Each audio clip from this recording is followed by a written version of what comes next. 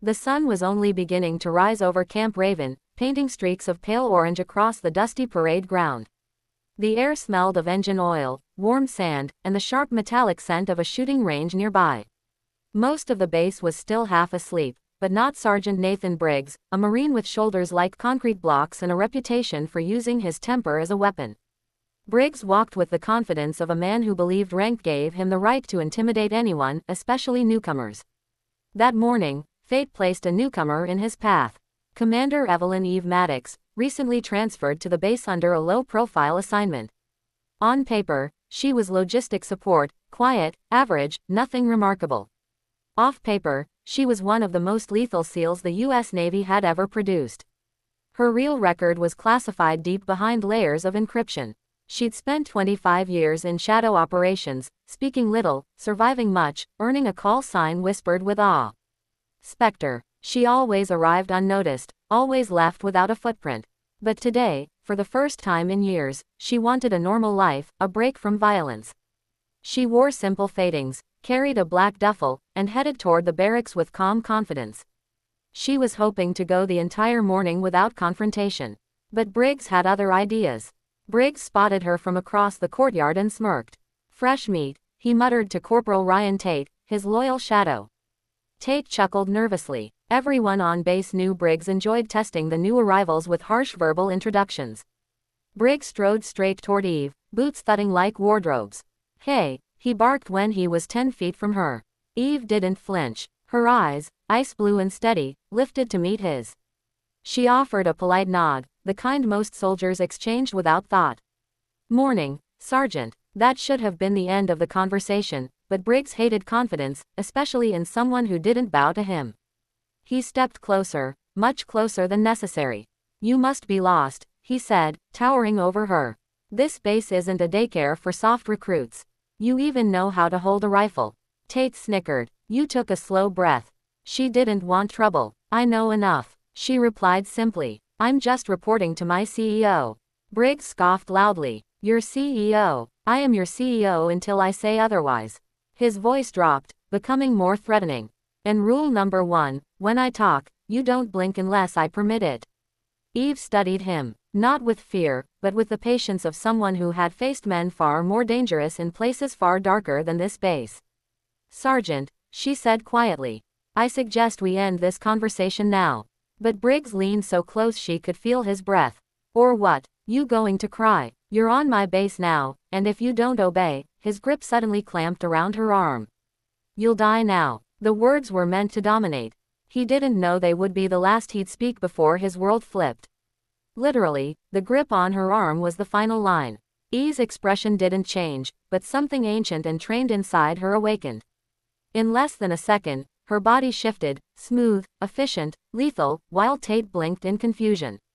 Eve planted her foot, twisted her shoulder, and snapped Briggs's wrist off her arm like it was nothing more than a twig stuck in her sleeve. Before he could react, her other hand hooked his elbow, her hip rotated, and she executed a perfect SEAL-level joint-disrupting throw. The entire courtyard watched as the 230-pound Marine was lifted clean off the ground and slammed onto his back with a thunderous crack. Air exploded out of Briggs's lungs. His eyes bulged. Tate froze, unable to process what had just happened. Eve stepped back calmly, her stance trained, her breathing steady. Briggs groaned in pain, clutching his arm. What the hell? Who are you?" he gasped. Eve didn't answer immediately. She simply reached into the duffel bag. He knocked to the ground and pulled out a matte black badge case. She tossed it on his chest. Briggs opened it with trembling fingers and went pale. Inside was a golden insignia most Marines would never encounter in person. SEAL Team Valor Credential, Black Ops Division. And at the bottom, stamped in cold steel, Commander Evelyn Maddox, 25 years active service.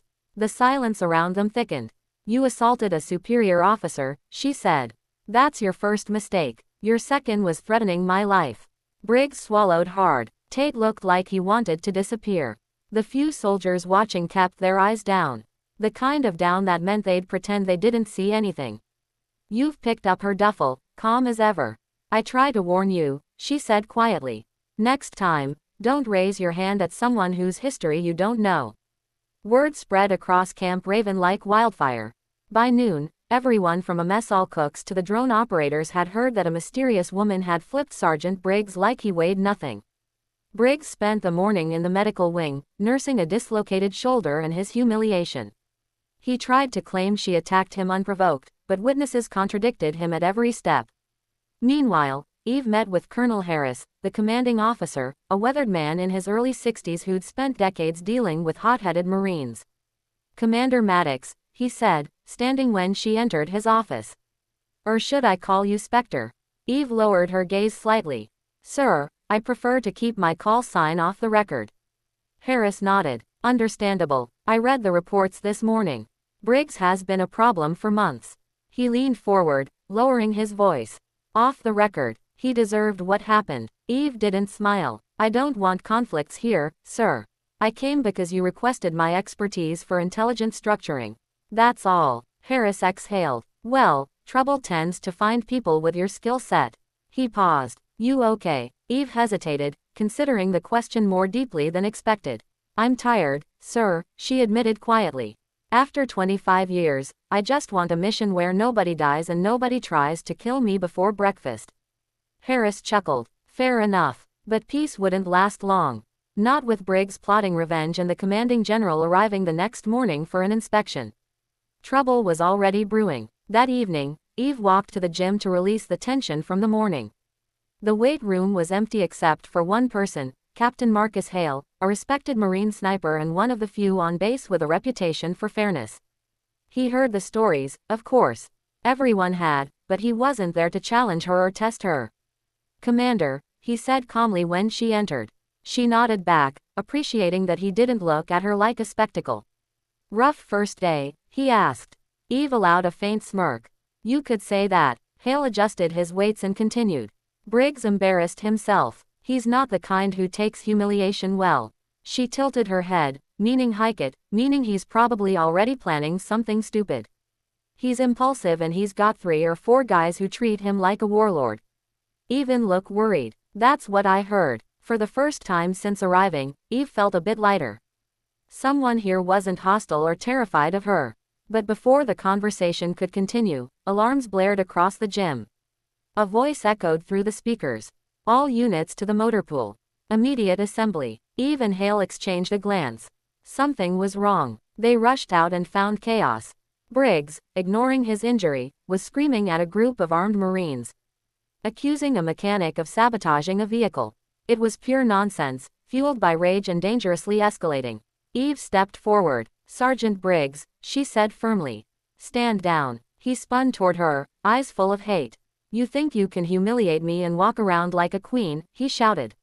"You ruined my career." Eve remained still. "You ruined it yourself." Briggs snapped. He charged. Hale moved to intercept Briggs, but Eve lifted a finger, signaling him to stand back. She could end this without anyone else getting hurt if Briggs left her no choice. As Briggs lunged, Eve sidestepped gracefully, redirecting his momentum and sending him crashing into a stack of fuel crates. Marines shouted and scrambled back. Briggs scrambled to his feet, roaring like a wounded bull. "Fight me," he shouted. "You think I'm scared of some washed-up SEAL? I'll kill you." He didn't respond with anger. Instead, she walked toward him slowly, deliberately, speaking loud enough for every Marine to hear. "Sergeant, you have 2 options. You can surrender and we end this professionally. Or," she slid into a combat stance so smooth it looked effortless, "you can continue and I will end this decisively." Briggs roared and swung wildly. Eve ducked, pivoted, and landed 3 precise strikes. One to the wrist, one to the knee, one to the solar plexus. Briggs collapsed. His rage couldn't protect him from physics and precision. Marines gasped. Tate dropped his weapon in shock. Hale stepped forward, placing a firm hand on Briggs's shoulder. "Sergeant, that's enough," he said. For the first time, Briggs didn't fight back. He was broken physically and mentally. Eve looked around at the stunned crowd. "Let this be a lesson," she said calmly. "Respect isn't won through intimidation." She turned to leave, but Colonel Harris arrived, witnessing the aftermath. He didn't scold her. He simply nodded once. Approval. Briggs, defeated, was escorted away. The next morning, General Whitaker arrived at Camp Raven for a surprise inspection. He was known for zero tolerance on misconduct.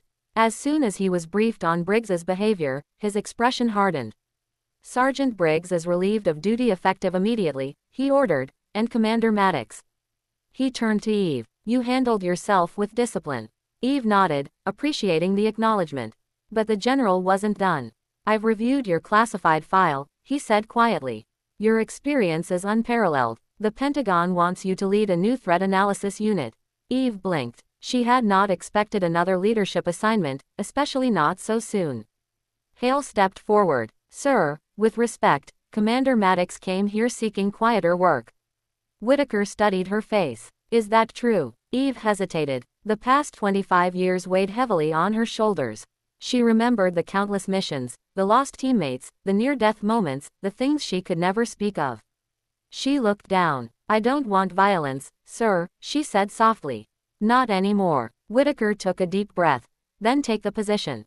It's intelligence only. No combat. That surprised her. For the first time, a mission didn't involve killing, only preventing. Eve nodded slowly. I'll accept it, sir. Whitaker smiled slightly. Good. And Commander, welcome home. That afternoon, the base returned to normal. Hale stopped by her office, leaning against the door frame. So, stay a while? He asked. You've gave him a rare smile.